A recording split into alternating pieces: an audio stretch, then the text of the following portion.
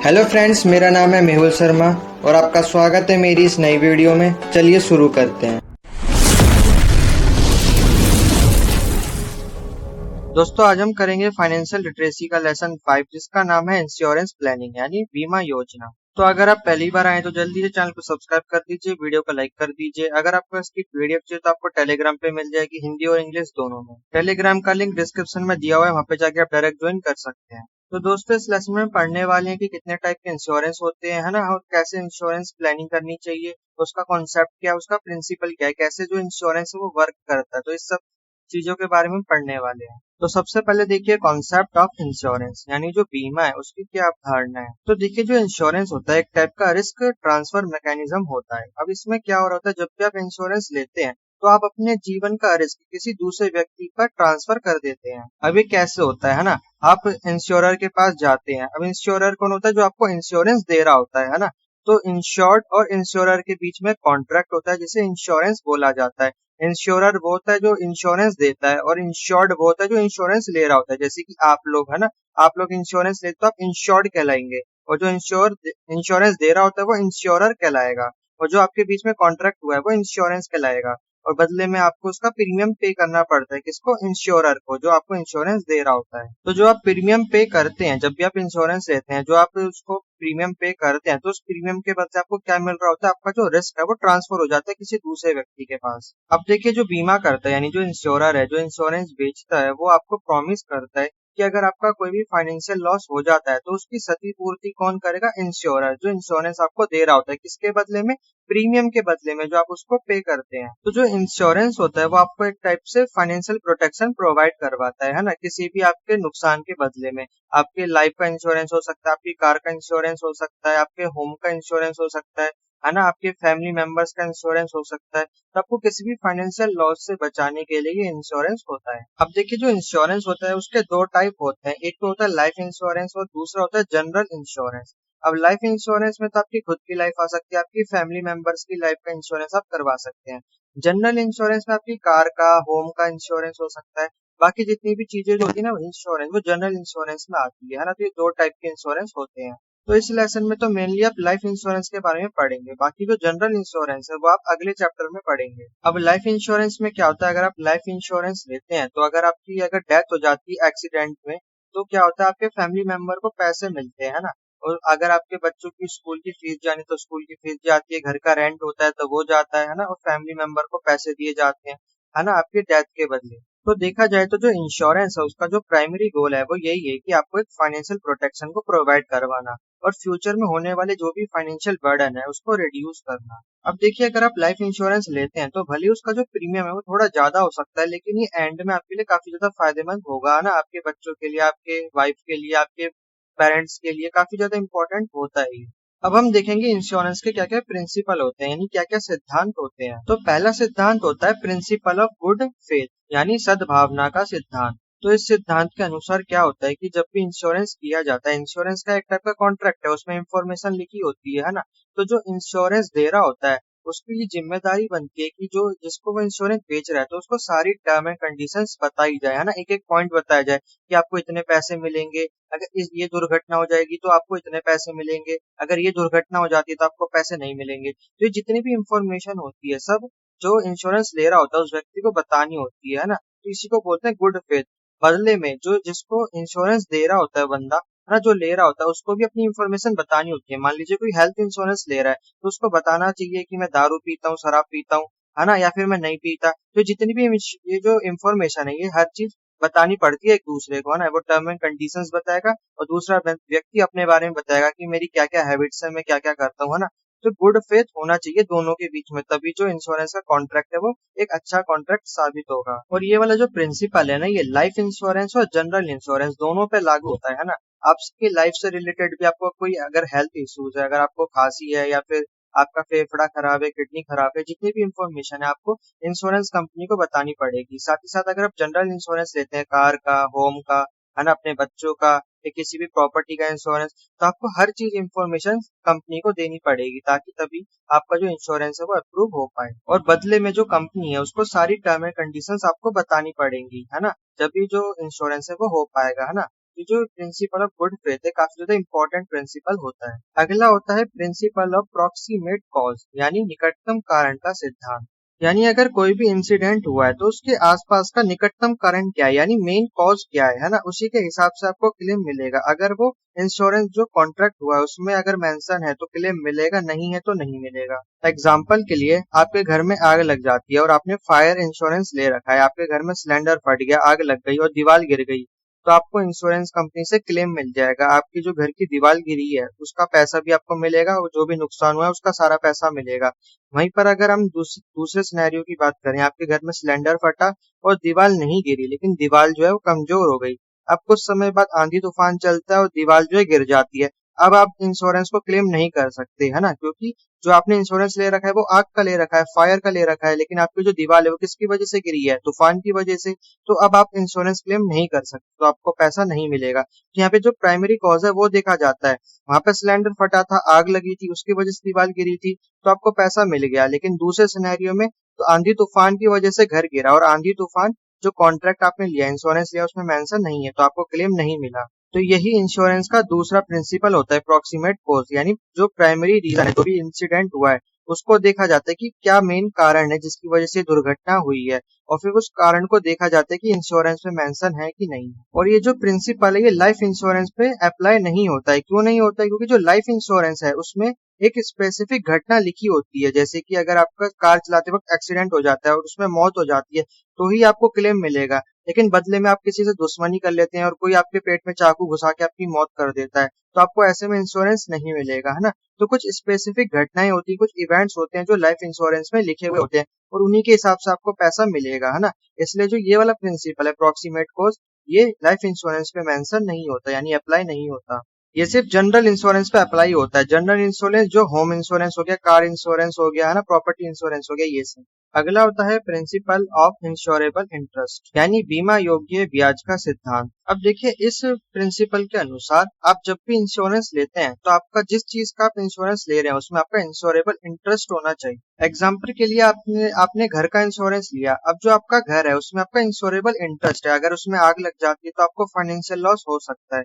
वहीं पर कोई पड़ोसी का घर है आपका, आपका उसमें इंश्योरेबल इंटरेस्ट नहीं है, है ना, अगर उसमें आग भी लग जाए, बिजली गिर जाए, है ना, डूब जाए, आपको कोई मतलब नहीं, आपका कोई भी नुकसान नहीं होने वाला, है ना, तो आपका उसमें इंश्योरेबल इंटरेस्ट नहीं है ना। तो ऐसे ही इसमें होता है, इस प्रिंसिपल के अनुसार जब भी आप इंश्योरेंस लेते हैं किसी भी चीज का तो उसमें आपका इंश्योरेबल इंटरेस्ट होना चाहिए। अब एग्जाम्पल के लिए अगर आप अपनी वाइफ का इंश्योरेंस करवाते हैं तो आपकी वाइफ को कोई भी प्रूफ देने की जरूरत नहीं है ना, आपको प्रूफ देने की जरूरत है कि आपका उसमें इंश्योरेबल इंटरेस्ट है कि नहीं है ना, ऑब्वियसली होगा क्योंकि वो आपकी वाइफ है। तो ऐसे में आपको जो लाइफ इंश्योरेंस है वो मिल जाएगा। लेकिन वहीं पर अगर आप अपने दोस्त का करवाते हैं, किसी पड़ोसी का लाइफ इंश्योरेंस करवाते हैं, तो आप वो नहीं करवा सकते क्योंकि आपका उसमें इंश्योरेबल इंटरेस्ट नहीं है। आपको पड़ोसी से क्या मतलब, कल को अगर वो मर जाए, है ना, तो आपको क्यों इंश्योरेंस मिलेगा, है ना, क्योंकि आपका उसमें इंश्योरेबल इंटरेस्ट है ही नहीं। तो आपको उसलिए मिलेगा जिसमें आपका इंश्योरेबल इंटरेस्ट है, चाहे वो आपकी वाइफ होगी, बच्चे हो गए या माता पिता हो गए, तो उनके लिए आप लाइफ इंश्योरेंस ले सकते हैं, लेकिन किसी पड़ोसी के लिए या अपने कुत्ते के लिए नहीं ले सकते। अगर आप अपनी कार का इंश्योरेंस लेते हैं तो आपकी अपनी कार का इंश्योरेंस मिलेगा, ये नहीं आप दूसरे की कार का इंश्योरेंस करवा दे तो ऐसे में आपको इंश्योरेंस नहीं मिलेगा। तो सिर्फ उन्हीं चीजों का आपका इंश्योरेंस हो सकता है जिसमें आपका इंश्योरेबल इंटरेस्ट होगा। अगला होता है प्रिंसिपल ऑफ सब्रोगेशन यानी प्रतिस्थापन का सिद्धांत। अब देखिए इस प्रिंसिपल में क्या होता है, मान लीजिए आपने कार का इंश्योरेंस लिया, अब आपने जो कार है आपकी, अगर उसको कोई थर्ड पार्टी ठोक कर चली जाती है ना, कोई तीसरा बंदा ठोक के चला गया, तो जो इंश्योरेंस कंपनी है वो आपकी जगह ले लेगी। अब आपको पैसे नहीं मांगने उससे, जो इंश्योरेंस कंपनी है वो उस बंदे से पैसे मांगेगी, थर्ड पर्सन से, जिसने जिसने आपकी कार ठोकी है। तो इस प्रिंसिपल के अनुसार यही होता है कि जो इंश्योरर होते हैं यानी जो इंश्योरेंस कंपनी होती है वो आपकी जगह ले लेती है, एक तरीके से जो आपकी प्रॉपर्टी है उसको क्लेम करती है जैसे कि वो उनकी खुद की हो। जैसे कि आपने कार इंश्योरेंस लिया, यानी जो अब आपकी कार है ना वो आपकी नहीं है, आपकी इंश्योरेंस कंपनी की है। अगर आपकी कार को कोई ठोक के चले जाता है ना, तो ऐसे में आप नहीं मांगेंगे, आपकी जो इंश्योरेंस कंपनी है वो उस बंदे से पैसे मांगेगी और आपके सारे जो नुकसान जितना भी आपके कार का हुआ है सारा वो इंश्योरेंस कंपनी आपको लेके देगी। तो देखिए आप भविष्य में जब भी कार खरीदे और आपको कोई ठोक कर चले जाए तो आप कभी भी उस बंदे से लड़े नहीं, है ना। बहुत लोग लड़ने लग जाते हैं कि भाई पैसे निकाल, ये दे वो दे, है ना। तो ये सब आपके काम नहीं है, आपके इंश्योरेंस कंपनी का काम है। अगर आपने इंश्योरेंस लिया है, अगर आपने प्रीमियम भरा है, तो आपको लड़ने की कोई जरूरत नहीं है ना। आपको लड़ना है फालतू में, आपके भी दो थप्पड़ लग गए, है ना, ऐसे में आपको क्या करना है, आपको इंश्योरेंस कंपनी में कॉल लगानी है, आपको सिचुएशन बतानी है कि ऐसे ऐसे कोई बंदा आया है जिसकी नंबर प्लेट ये है, उसने मेरी कार ठोक दी है ना। ये सब आपको कंपनी को बताना है, फिर कंपनी आपको उस बंदे से पैसे लेके देगी, ये नहीं कि आप ही खुद लड़ने लग जाए। अगला होता है प्रिंसिपल ऑफ इंडेमनिटी यानी क्षतिपूर्ति का सिद्धांत। यानी इस सिद्धांत के अनुसार जो इंश्योरेंस कंपनी आपका जितना भी नुकसान हुआ है तो वो कंपनी की जिम्मेदारी है कि वो आपकी जो भी नुकसान हुआ है उसकी क्षतिपूर्ति करे, यानी आपको फाइनेंशियल लॉस से बचाए, यानी आपको पूरी पेमेंट करे। और देखिए जब आपको इंश्योरेंस कंपनी पैसे देती है तो आपके लॉस से पहले जो सिचुएशन थी ना उसी के पैसे देगी, यानी आपके एक्चुअल लॉस के पैसे देगी, आपको कोई भी इतने पैसे नहीं देगी कि आपका प्रॉफिट हो जाए। एग्जाम्पल के लिए आपकी जो कार है उसकी वैल्यू 1 लाख रुपए है, अब उसका एक्सीडेंट हो जाता है तो आपका जितना नुकसान हुआ है ना बस आपको उतने ही पैसे मिलेंगे। 50,000 का नुकसान हुआ तो 50,000 ही मिलेंगे। ये नहीं होगा कि आपने 1 लाख की कार है आपको ठोकी और इंश्योरेंस कंपनी से 2 लाख रुपए मिल गए, तो ऐसा बिल्कुल भी नहीं होने वाला है ना। जितने का नुकसान होगा तो पहले जैसी गाड़ी बनाने के लिए आपको बस उतने ही पैसे मिलेंगे। और ये वाला जो प्रिंसिपल है ना सिर्फ जनरल इंश्योरेंस पर लागू होता है, यानी कार कार इंश्योरेंस पर, होम इंश्योरेंस पर, है ना, तो उन्हीं पर ये लागू होगा। लाइफ इंश्योरेंस पर ये लागू नहीं होगा। अब लाइफ इंश्योरेंस पे क्यों नहीं होगा, क्योंकि जब आप मर जाते हैं तो इससे पहले आपकी क्या वैल्यू है, किसको क्या पता ना क्या वैल्यू है आपकी, है ना। आपको मरने के बाद 1 करोड़ मिलता है, 2 करोड़ भी मिलता है, 5 करोड़ भी मिल जाता है, तो कोई फिक्स वैल्यू नहीं होती है। लेकिन यहाँ पर फिक्स वैल्यू होती है ना, जो भी आपका सामान है ना, चाहे वो घर हो गया कोई प्रॉपर्टी होगी, उसकी फिक्स वैल्यू होती है ना लॉस से पहले, तो आपको उतनी पैसे मिलेंगे जितना आपको लॉस हुआ है। तो ये लाइफ इंश्योरेंस पे अप्लाई नहीं होता, जनरल इंश्योरेंस पे अप्लाई होता है। अगला है प्रिंसिपल ऑफ कंट्रीब्यूशन यानी योगदान का सिद्धांत। अब देखिए जो इंश्योरेंस ले रहा होता है कोई एक व्यक्ति तो लेता नहीं है, बहुत सारे लोग लेते हैं, पूरे इंडिया में लोग लेते हैं ना इंश्योरेंस एक ही कंपनी से, चाहे वो LIC हो गई, कोई भी इंश्योरेंस कंपनी होगी, वो किसी एक को तो बेचेगी नहीं, हजारों लोगों को बेचती है, लाखों लोगों को बेचती है। तो अब इसमें जो हजारों लाखों लोग हैं वो जो प्रीमियम पे करते हैं उससे जो पैसा इकट्ठा होता है तो वो सब क्या कर रहे हैं, एक तरीके से योगदान ही कर रहे होते हैं, कंट्रीब्यूशन कर रहे होते हैं अपने अपने हिस्से के पैसे को। और फिर जिसको जरूरत होती है ना, जिसके साथ एक्सीडेंट हो जाता है, किसी को भी जरूरत होती है तो वो पैसे उसको दे दिए जाते हैं। तो जो इंश्योरेंस होता है उसमें ये कंट्रीब्यूशन का प्रिंसिपल काम आता है, यानी सब लोग इसमें योगदान देते हैं, यानी अपना प्रीमियम भरते हैं, वो सारा पैसा इकट्ठा होता है, फिर जो जरूरतमंद होता है जिसके साथ दुर्घटना हो जाती है, एक्सीडेंट हो जाता है, जो क्लेम करता है इंश्योरेंस को उसको दे दिया जाता है। अगला होता है प्रिंसिपल ऑफ लॉस मिनिमाइजेशन यानी हानि न्यूनीकरण का सिद्धांत, यानी अपने लॉस को कम करना। अब देखिए कोई भी इंश्योरेंस लेता है तो क्यों लेता है, अपने लॉस को या अपने रिस्क को कम करने के लिए, है ना। तो जो भी आपका नुकसान होता है, चाहे वो लाइफ का इंश्योरेंस हो गया, कार का इंश्योरेंस हो गया, होम का इंश्योरेंस हो गया, आपका अगर बाई चांस कोई नुकसान हो जाता है तो जो इंश्योरेंस कंपनी होती है वो आपके नुकसान को कम कर देती है। तो इसमें प्रिंसिपल ऑफ लॉस मिनिमाइजेशन होता है। तो ये 7 तरीके के प्रिंसिपल होते हैं इंश्योरेंस के। अब अगला है लाइफ इंश्योरेंस यानी जीवन बीमा। तो लाइफ इंश्योरेंस एक टाइप का ऐसा कॉन्ट्रैक्ट है जो इंडिविजुअल और इंश्योरेंस कंपनी के बीच में साइन किया जाता है। इसमें क्या होता है कि जो इंश्योरेंस कंपनी होती है वो इंडिविजुअल यानी जो पॉलिसी होल्डर है उसको प्रॉमिस करती है कि आपके डेथ के बाद आपके डेथ बेनिफिट आपकी फैमिली को दिए जाएंगे, और इस प्रॉमिस के बदले आपको इसका प्रीमियम पे करना पड़ता है। और मेनली जो लाइफ इंश्योरेंस होता है इसका प्रीमियम काफी ज्यादा होता है, मतलब बाकी के कंपैरिजन में, चाहे वो कार का हो, घर का हो, प्रॉपर्टी का इंश्योरेंस हो, उसके तुलना में जो लाइफ इंश्योरेंस होता है वो काफी ज्यादा होता है। अब देखिए प्रीमियम पे करने के दो तरीके हैं, या तो आप रेगुलरली हर महीने प्रीमियम पे करें, या फिर एक ही बारी में लमसम अमाउंट यानी आपका जितना भी बनता है पूरे साल का एक ही बारी में दे दें। अगर आप एक ही बारी में देते हैं तो आपको थोड़ा सस्ता पड़ सकता है। तो लाइफ इंश्योरेंस का मेन पर्पस यही होता है कि जो पॉलिसी होल्डर है उसकी फैमिली को उसके डेथ के बाद फाइनेंशियल प्रोटेक्शन और फाइनेंशियल सपोर्ट प्रोवाइड करवाया जा सके। अब देखिए कोई व्यक्ति मरता है तो उसके बाद काफी ज्यादा खर्चा होता है, उसकी तेरहवीं करवानी होती है, फ्यूनरल का कॉस्ट आता है, अगर उसने कोई लोन ले रखा है तो उसका भी मतलब काफी सारे पैसे चुकाने होते हैं, या फिर वो रेंट दे रहा होता है उसका भी खर्चा होता है। तो ये सब जितने भी खर्चे होते हैं उसके मरने के बाद जो इंश्योरेंस कंपनी है वो उठाती है। यहाँ तक कि अगर उसके बच्चों की फीस भरनी है, उसके बच्चे स्कूल जाते हैं, कॉलेज जाते हैं, उनकी फीस भरना, उनका जो लीवली एक्सपेंशन है वो सब इंश्योरेंस कंपनी देती है। इसलिए जो लाइफ इंश्योरेंस है काफी ज्यादा इंपॉर्टेंट हो जाता है, इसलिए इसका जो प्रीमियम है वो भी काफी ज्यादा हाई होता है। अब देखिए लाइफ इंश्योरेंस के भी कई प्रकार होते हैं, जैसे कि term life insurance, whole life insurance, universal life insurance, और अदर अदर फीचर्स और अदर बेनिफिट्स इन सब पॉलिसीज के होते हैं। तो ये अभी आप आगे पढ़ेंगे कितने टाइप की पॉलिसीज होती हैं, उनके क्या बेनिफिट्स होते हैं। सबसे पहले देखिए category of life insurance plan. तो देखिए दो कैटेगरी होती है, सबसे पहला होता है प्योर प्रोटेक्शन और दूसरा होता है प्रोटेक्शन कम सेविंग।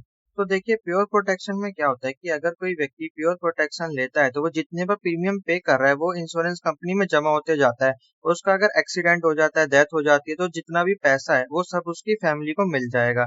लेकिन अगर बाई चांस उसकी एक्सीडेंट नहीं होता है, अगर उसकी नेचुरल डेथ हो जाती है ना, बुढ़ापे की वजह से मौत हो जाती है, तो ऐसे में उसकी फैमिली को कोई भी पैसा नहीं मिलेगा, और सारा पैसा किसका हो जाएगा? इंश्योरेंस कंपनी का हो जाएगा। तो प्योर प्रोटेक्शन में डिपेंड करता है कि आपकी जो मौत हो रही है वो एक्सीडेंट की वजह से हो रही है, नेचुरल मौत हो रही है आपकी। और इसमें जो लमसम अमाउंट होता है, यानी जितना मतलब कॉन्ट्रैक्ट में तय किया जाता है कि आपके मरने के बाद इतने पैसे दिए जाएंगे, तो उस हिसाब से वो एक ही बारी में फैमिली को पैसे मिल जाते हैं। तो प्योर प्रोटेक्शन में आ जाता है टर्म इंश्योरेंस। वहीं अगर आप प्रोटेक्शन कम सेविंग लेते हैं तो इसमें क्या होता है कि आपको लाइफ कवर तो मिलेगा, साथ ही साथ अगर आपका कोई लॉन्ग टर्म गोल है, जैसे कि आपको कोई घर खरीदना है, कोई कार खरीदनी है, या फिर अपने बच्चों की पढ़ाई में पैसा लगाना है, तो आप ये वाला ले सकते हैं। इसमें क्या होता है कि आप जो प्रीमियम भर रहे होते हैं, एक तरीके से आपकी सेविंग भी हो रही होती है, और उसका कुछ परसेंट आपको रिटायरमेंट होने के बाद मिल जाता है ना। जब उसकी मतलब मैच्योर हो जाती है, डेट हो जाती है इंश्योरेंस की, तो उसके बाद आपको थोड़ा थोड़ा पैसा जो आपने सेविंग करी है वो मिलता रहता है ना। तो इसमें मनी बैक पॉलिसी होती है, रिटायरमेंट प्लान होता है, और यूलिप यानी यूनिट लिंक्ड इंश्योरेंस प्लान भी होता है। तो ये सब पॉलिसीज इसमें शामिल होती हैं।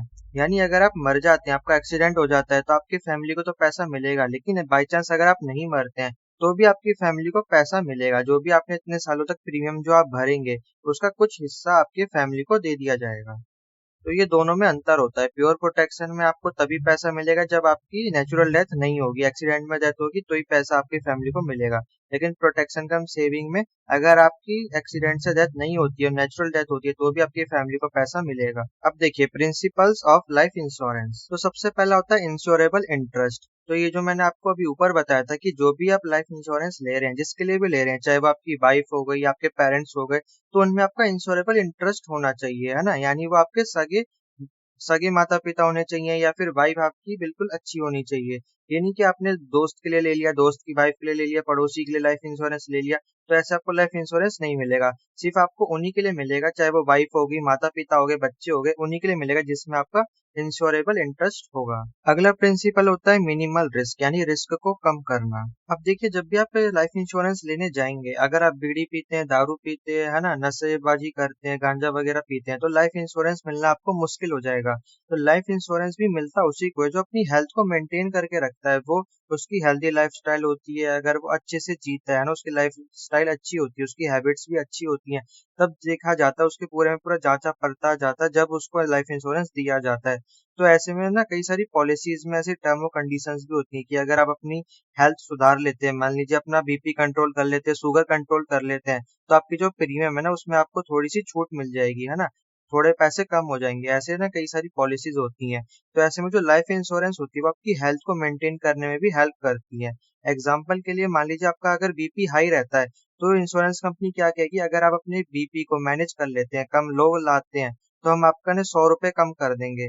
और अगर मान लीजिए आपकी हार्ट बीट बढ़ी रहती है, अगर आप उसको मेंटेन कर लेते हैं, नॉर्मल पे ला देते हैं, तो वो कहेंगे कि हम आपके 500 रुपए कम कर देंगे। तो ऐसी कई सारी इनकी टर्म और कंडीशंस होती हैं ताकि आपकी जो हेल्थ है वो मेंटेन रहे और गुड रहे और हेल्दी रहे। तो इससे क्या होता है कि जितनी आपकी जो हेल्थ है वो अच्छी रहेगी, उससे जो आपका जो रिस्क है, लाइफ का जो खतरा है, वो भी कम हो जाएगा। अगला होता है गुड फेथ, है ना। दोनों जो कॉन्ट्रैक्ट कर रहे हैं तो गुड फेथ होना चाहिए, यानी जो कंपनी है उसको सारी टर्म और कंडीशंस बतानी चाहिए, और जो इंडिविजुअल है, जो पॉलिसी होल्डर है, उसको भी अपने बारे में बताना चाहिए, अपनी हैबिट्स के बारे में बताना चाहिए कि वो क्या करता है ना, नशेबाजी करता है या नहीं करता, है ना। तो उसको अपने बारे में बताना चाहिए, है ना। उसका पहले तो पूरा चेकअप करता है, जब भी वो लाइफ इंश्योरेंस लेता है ना, तो इंश्योरेंस कंपनी उसका पूरा चेकअप करवाती है कि उसकी हेल्थ कैसी है ना, उसका पूरा बॉडी चेकअप होता है, फिर जाके उसको लाइफ इंश्योरेंस मिलता है ना। तो दोनों के बीच में गुड फेथ होना चाहिए, है ना। दोनों को बताना चाहिए कि मेरे को ये हेल्थ इश्यूज हैं, ये सब चीजें, है ना, और कंपनी को अपने टर्म और कंडीशंस बतानी चाहिए। तभी जो इंश्योरेंस पॉलिसी है वो काफी ज्यादा हेल्पफुल होगी। अगला होता है लॉ ऑफ लार्ज नंबर, यानी बड़ी संख्या का नियम। अब देखिए अगर आपको ज्यादा फायदा चाहिए तो आपको तभी फायदा मिलेगा जब जो इंश्योरेंस कंपनी वो ज्यादा लोगों को इंश्योरेंस पॉलिसी बेचे, है ना। तो मान लीजिए कोई ऐसी कंपनी जिसने सिर्फ 100 लोगों को इंश्योरेंस बेचा है, तो ऐसे में चांसेस कम है कि उन लोगों को ज्यादा प्रॉफिट हो पाएगा या ज्यादा वो लॉस को रिकवर कर पाएंगे। वहीं पर ऐसी कंपनी जिसने 10,000 लोगों को इंश्योरेंस बेचा है ना, तो ऐसे में जो लोग जो क्लेम करते हैं उनको ज्यादा फायदा हो सकता है, उनको टाइम पे भी पैसा मिल सकता है ना। तो ये लॉ ऑफ लार्ज नंबर यहाँ पे काम करता है कि जितने ज्यादा आप इंश्योरेंस बेचेंगे, जितनी बड़ी कंपनी होगी, उतना ही लोगों को फायदा मिलेगा। इसलिए आपको बहुत सारे कॉल आते हैं, मैसेज आते हैं कि इंश्योरेंस पॉलिसी आप ले लीजिए, क्योंकि उनको अपना संख्या बढ़ाना है ना। अगर वो संख्या नहीं बढ़ाएंगे तो उनके लिए भी दिक्कत हो जाएगी, कंपनी के लिए भी अपना खर्चा पानी चलाना मुश्किल हो जाएगा। और यहाँ तक कि जो पर्सन है जिसने इन्वेस्ट करे हुए हैं पैसे, उसको भी वापस लौटाना काफी ज्यादा मुश्किल हो जाएगा। इसलिए जो इंश्योरेंस कंपनी है वो कोशिश करती रहती है कि ज्यादा से ज्यादा लोगों को इंश्योरेंस पॉलिसी बेची जा सके।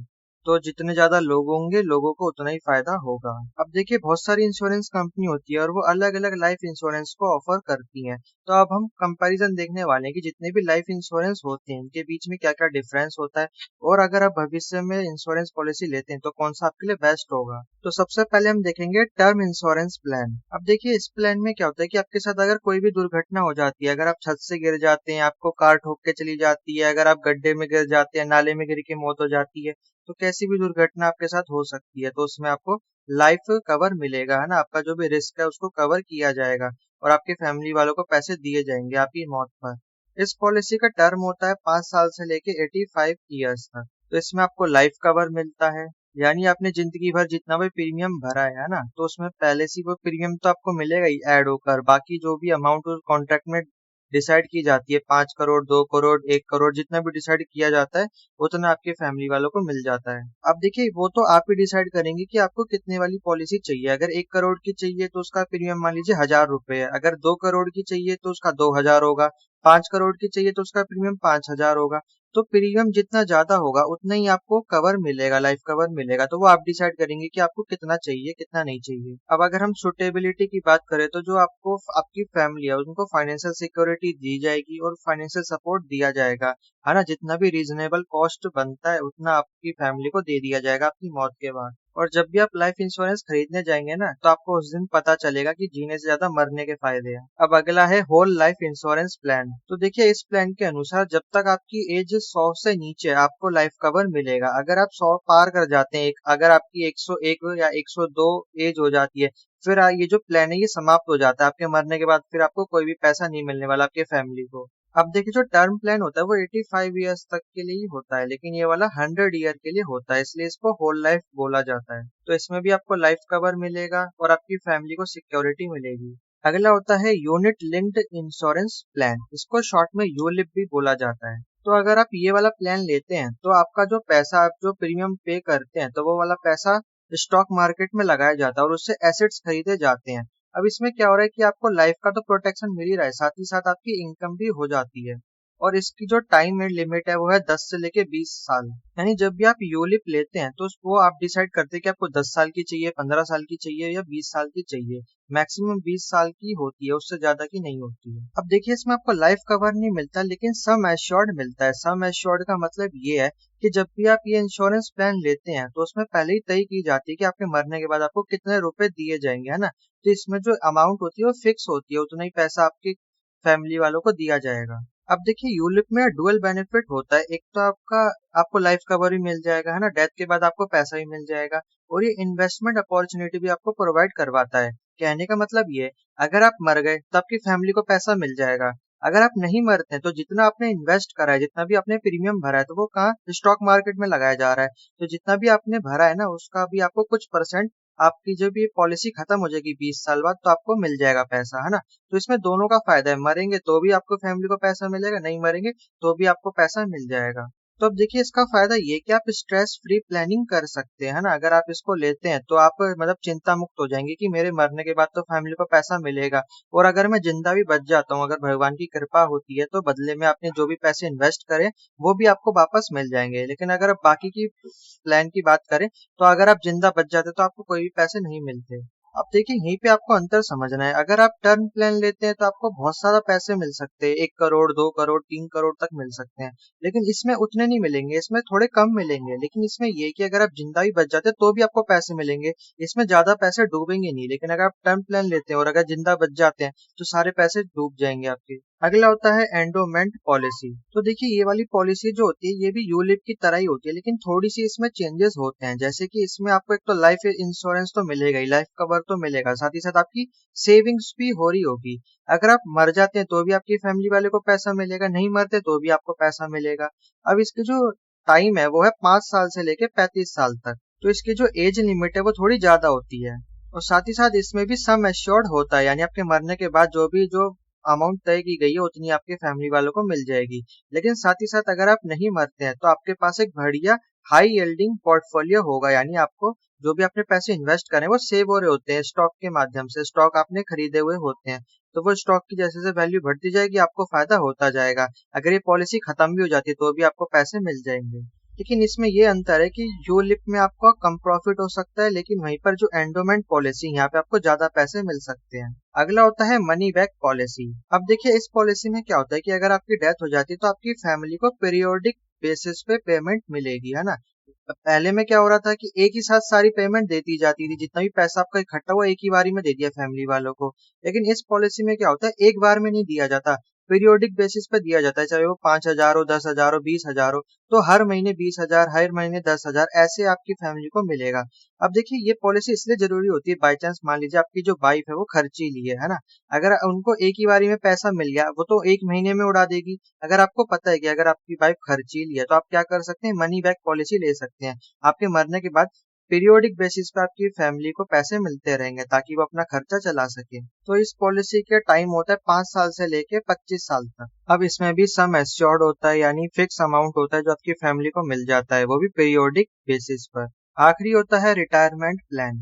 तो ये पॉलिसी मेनली रिटायरमेंट के लिए होती है। जो भी आप इसमें प्रीमियम भरते हैं वो जमा होता रहता है, जैसे कि पीएफ होता है ना, प्रोविडेंट फंड, जैसे वो आपकी सैलरी से कटता रहता है, जमा होता रहता है और रिटायरमेंट के बाद मिल जाता है, सेम इसमें भी होता है ना। आप जो प्रीमियम भरते हैं वो सेव हो रहा होता है ना कहीं जगह इंश्योरेंस कंपनी में। फिर जब आप रिटायर हो जाते हैं तो फिर आपको धीरे धीरे उसमें से पैसे मिलते रहते हैं हर महीने। तो ये जो पॉलिसी है ये एंटायर लाइफ तक चलती है, जब तक कि आपकी डेथ नहीं हो जाती आपकी पॉलिसी चलती रहेगी। तो इसमें आपको रेगुलर अर्निंग होती है, हर महीने आपको एक फिक्स अमाउंट मिलता रहता है ताकि आप अपने जीवन को जो बाकी बचा जो जीवन है रिटायरमेंट के बाद उसको संवार सकें। तो ये वाला जो इंश्योरेंस प्लान है ये आपको एक सेफ और सिक्योर रिटायरमेंट प्रोवाइड करवाता है, साथ ही साथ आपको एक स्टडी इनकम भी देता है। तो यहीं पे ये चैप्टर फिनिश होता है। अगर आपको वीडियो अच्छी लगी है तो कमेंट करके बताइए, साथ ही साथ अपने दोस्तों के साथ इसे शेयर कर दीजिए, अपने व्हाट्सएप ग्रुप में डाल दीजिए, इसे लाइक कर दीजिए, सब्सक्राइब कर दीजिए। और अगर आपको पीडीएफ चाहिए तो आपको टेलीग्राम पे मिल जाएगी, जिसका लिंक डिस्क्रिप्शन में दिया हुआ है ना। तो मैं मिलता हूँ आपको इसकी अगली वीडियो में, तब तक के लिए जय हिंद।